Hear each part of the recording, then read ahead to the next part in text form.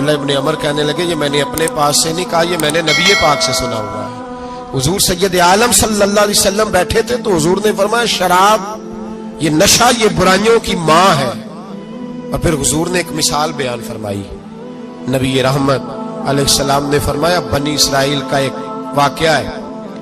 एक खूबसूरत जवान था, एक औरत का दिल आ गया उस पर। ये याद रख लें, हम लड़कों को मना करते रहते हैं लेकिन हमें घर की बच्चियों पर भी तवज्जो देनी होगी, हमें उनके फोन पर भी निगरानी करनी होगी, हमें वहां भी गौर करना होगा।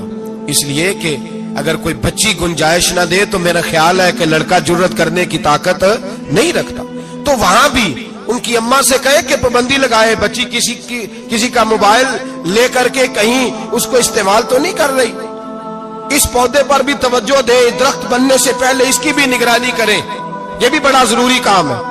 औरत का दिल आ गया तो नबी पाक अलैहिस्सलातु सलाम फरमाते उसने कोई बहाना लगाया, किसी को कहा कि उस नौजवान को बुला के लाओ, उसको कहो कि हमने कोई गवाही लेनी है तुझसे। वो नौजवान आया, एक कमरे में दाखिल हुआ तो अगले कमरे में ले गए, वहां दाखिल हुआ तो उससे अगले कमरे में ले गई, वो दाखिल हुआ तो इसी तरह 7 मुकफ्फल कमरों में ले गई।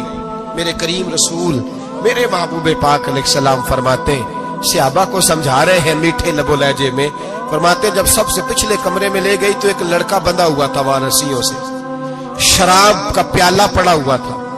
और बीबी कहने लगी कोई गवाही शवाही नहीं लेनी, तुझे इसलिए बुलाया है कि तेरे ऊपर दिल आ गया है, अब मेरे साथ मुंह काला कर।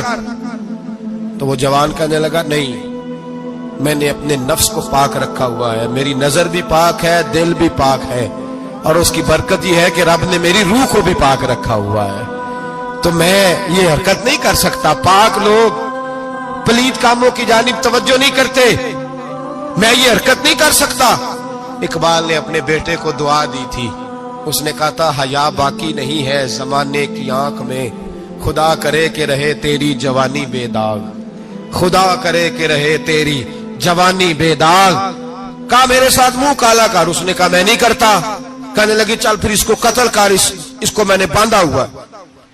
उसने कहा मैं कत्ल क्यों करूं, मेरी क्या दुश्मनी है।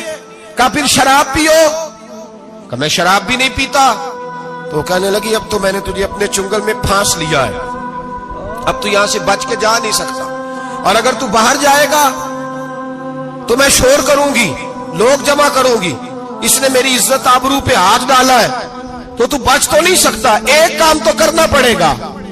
महबूब फरमाते उस नौजवान ने सोचा कि जिना भी बहुत बड़ा जुर्म है, कत्ल भी बहुत बड़ा गुनाह है, चलो अब मजबूरी है तो शराब पी लेता हूं। लेकिन वो समझा ना कि शराब तो बुनियाद है। उसने एक प्याला जो पिया, कहने लगा एक और दे दो, दूसरा पिया तो कहने लगा एक और दे दो। अब 3 प्याले 3 बोतलें शराब जो पी चुका तो खुमारी चढ़ गई। अब उस औरत के करीब जाने लगा कि मैं तेरे साथ जिना करूंगा।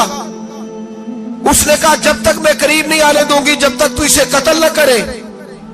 उसने उसे कत्ल भी किया, जिना भी किया। तो महबूब फरमाने लगे ये कत्ल और जिना जो हुआ है तो ये शराब की वजह से हुआ है। गोया शराब वो जुर्म है जो कत्ल भी कराएगी, जो जिना भी कराएगी।